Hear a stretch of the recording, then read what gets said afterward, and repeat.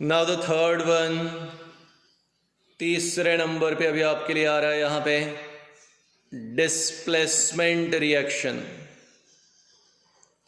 Combination हो गया, decomposition हो गया, अब डिस्प्लेसमेंट रिएक्शन। अब यहाँ पर सबसे पहले मैंने आपके लिए यहाँ पर रिएक्टिविटी सीरीज लिखी है। Reactivity series of metal. सबसे ऊपर पोटेशियम है, फिर सोडियम और नीचे गोल्ड। यानी सबसे ज़्यादा रिएक्टिविटी किसकी है? पोटेशियम की। पोटेशियम से कम सोडियम, सोडियम से कम लिथियम, लिथियम से कम कैल्शियम। तो डिक्रीजिंग ऑर्डर में मेटल का रिएक्टिविटी है। अब मैंने कहा आपको कि क्या ये पॉसिबल है कि आप एक चेयर पे बैठे हो और एक छोटा सा बच्चा आया और उस बच्चे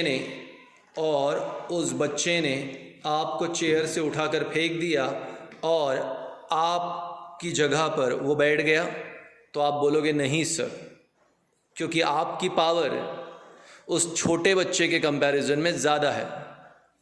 पर अगर मान लो एक छोटा बच्चा चेयर पे बैठा है, आप गए उसे उठा के अलग कर दिया और खुद बैठ गए, क्या ये पॉसिबल है? यस सर, ये पॉसिबल है, क्योंकि हमारी पावर, हमारी रिएक्टिविटी उससे ज़्यादा है।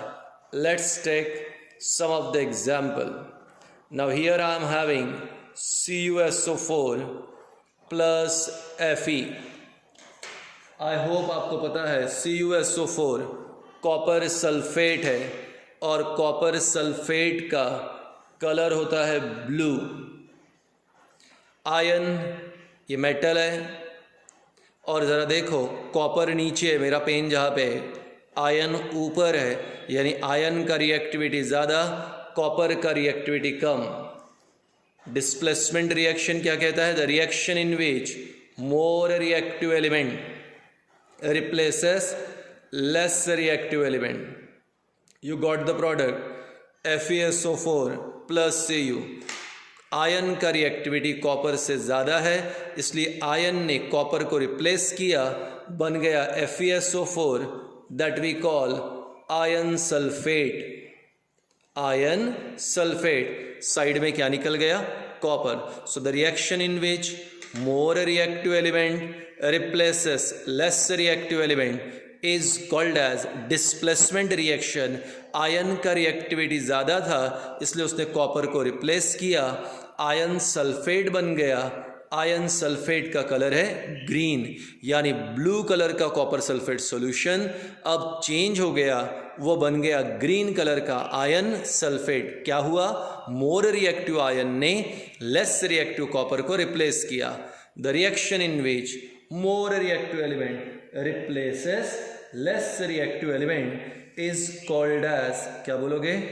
बोलो, डिस्प्लेसमेंट रिएक्शन। चलिए एक बार फिर से, CuSO4 copper sulphate plus Pb, text book के हिसाब से Pb। अब ये देखो कॉपर नीचे है, Pb मतलब क्या होता है? लीड, लीड ऊपर है। मोर रिएक्टिव लीड किसे रिप्लेस करेगा? Less reactive copper. क्या मिला? PbSO4 plus Cu। Lead sulphate मिला और कॉपर बाहर निकल गया। More reactive lead replaces less reactive copper. So ऐसा रिएक्शन जहाँ पे मोर रिएक्टिव एलिमेंट रिप्लेस करता है लेस रिएक्टिव एलिमेंट को, तो उसे कहते हैं डिस्प्लेसमेंट रिएक्शन। तो जब दो का एक बनेगा कॉम्बिनेशन, एक का दो बनेगा डिकम्पोजिशन, और ऐसा रिएक्शन जहाँ पर मोर रिएक्टिव एलिमेंट रिप्लेस करेगा लेस रिएक्टिव एलिमेंट को, उसे कहेंगे displacement reaction. So the reaction in which more reactive element replaces less reactive element is called as displacement reaction. तो 3 हो गया। अब हम लोग चौथे की तरफ चलेंगे।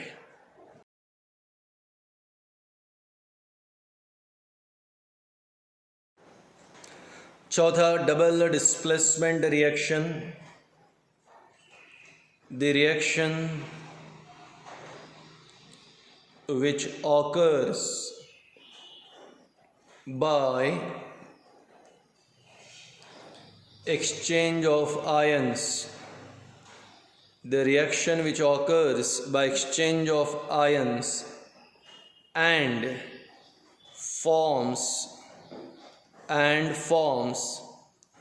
precipitate, the reaction which occurs by exchange of ions and forms precipitate यानी solid residue is called as double displacement reaction. ऐसा रिएक्शन जहाँ पे आयंस का एक्सचेंज होगा और प्रेसिपिटेट तैयार होगा उसे डबल डिस्प्लेसमेंट रिएक्शन कहेंगे. The reaction which occurs by exchange of ions and forms precipitate. सब लोगों को ध्यान देना है, ठीक है. सिंगल एग्जाम्पल है, बुक में एग्जाम्पल दिया नहीं है. Now I am having here BaCl2, नाम बता देता हूँ. BaCl2 barium chloride plus H2SO4, समझ गया, सल्फ्यूरिक एसिड. जैसे ही दोनों का रिएक्शन होगा यहाँ पे तैयार होंगे आयंस, बनेगा Ba2 पॉजिटिव और बन गया ट्वाइस Cl निगेटिव. यहाँ बन गया twice H positive SO4 negative. मैंने क्या कहा था? The reaction which occurs by exchange of ions, the reaction which occurs by exchange of ions. अब यहाँ पे देखो Cl के जगह पे कौन चला जाएगा? क्लोरीन, और क्लोरीन की जगह चला जाएगा SO4. आपको प्रोडक्ट मिलेगा BaSO4 plus HCl.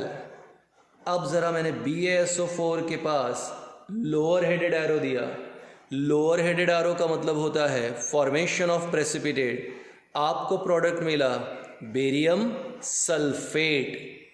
Barium sulphate एक वाइट कलर का आपको प्रेसिपिटेट मिलता है. White precipitate barium sulphate plus HCl.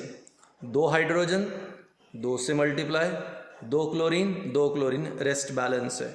तो ऐसा रिएक्शन जहाँ पे आयंस का एक्सचेंज होगा और प्रेसिपिटेट तैयार होगा तो उसे कहेंगे डबल डिस्प्लेसमेंट रिएक्शन. ये था डबल डिस्प्लेसमेंट रिएक्शन. उसका एक एग्जाम्पल दिया बेरियम क्लोराइड. अब बेरियम क्लोराइड जो है एक्वियस सॉल्यूशन है प्लस H2SO4 एक्वियस सॉल्यूशन, और क्या मिला आपको? बेरियम सल्फेट, वाइट कलर का सॉलिड मटेरियल मिला, वाइट प्रेसिपिटेट मिला BaSO4 और HCl वहाँ पे रिलीज हो जाएगा. तो इस प्रकार था डबल डिस्प्लेसमेंट रिएक्शन.